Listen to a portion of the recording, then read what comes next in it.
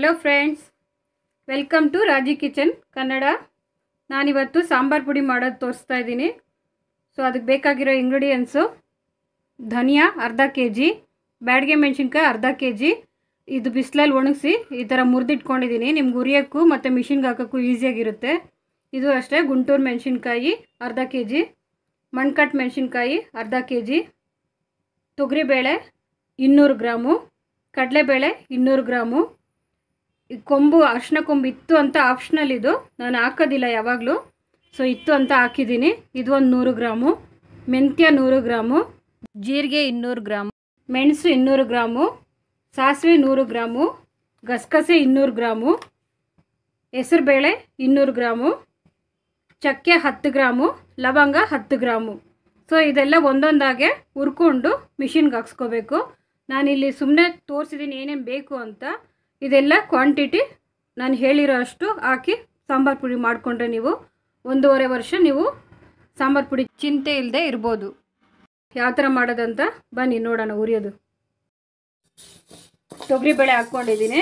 ಇದಕ್ಕೆ ಯಾವುದಕ್ಕೂ ಎಣ್ಣೆ ಹಾಕಿ ಉರಿಬೇಡಿ, ಇಲ್ಲ ಅಂದರೆ ನಿಮ್ಗೆ ತುಂಬ ದಿನ ಇಟ್ಟರೆ ಆಮೇಲೆ ಎಣ್ಣೆ ವಾಸನೆ ಬಂದು ಒಂಥರ ಚೆನ್ನಾಗಿರಲ್ಲ ಸಾಂಬಾರು ಪುಡಿ ತುಂಬ ದಿನ ಇಟ್ಟರೆ.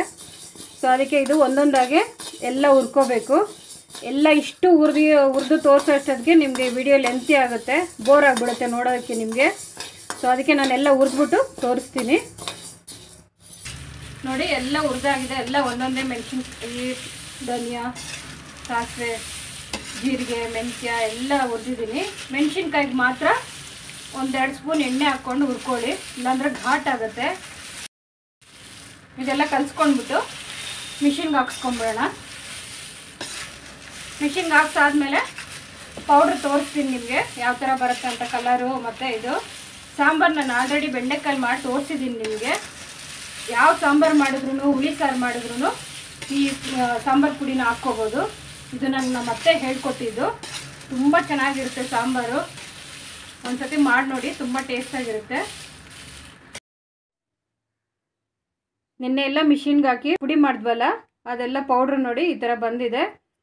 ಇದನ್ನು ನೀವು ಮಿಷಿನಿಂದ ತಂದ ತಕ್ಷಣ ತುಂಬ ಬಿಸಿ ಇರುತ್ತೆ, ಸ್ವಲ್ಪ ಆರಾಗಿ ಬಿಟ್ಬಿಟ್ಟು ಜಲ್ಡೆ ಹಿಡ್ದು ಕ್ಲೀನಾಗಿ ಬಾಕ್ಸ್ ಒಳಗಡೆ ಫುಲ್ ಪ್ರೆಸ್ ಮಾಡಿ ಮಾಡಿ ಮಾಡಿ ಡಬ್ಬಿಗೆ ಹಾಕಿ ತುಂಬಿಸಿಟ್ಕೊಂಡ್ರೆ ನಿಮಗೆ 6 ತಿಂಗಳು 1 ವರ್ಷ ಯೋಚನೆ ಇರೋದಿಲ್ಲ. ಸಾಂಬಾರು ಪುಡಿದು ಸೂಪರ್ ಟೇಸ್ಟಾಗಿರುತ್ತೆ, ಕಲರ್ಫುಲ್ಲಾಗೂ ಇರುತ್ತೆ.